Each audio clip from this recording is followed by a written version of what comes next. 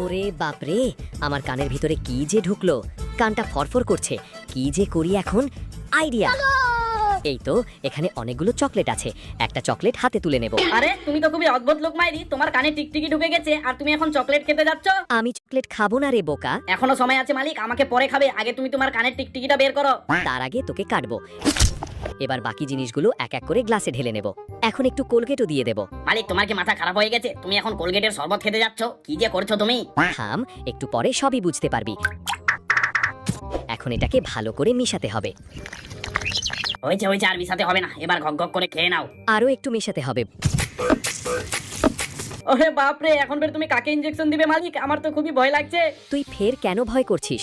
কাউকে ইনজেকশন দেব না, বুঝলি?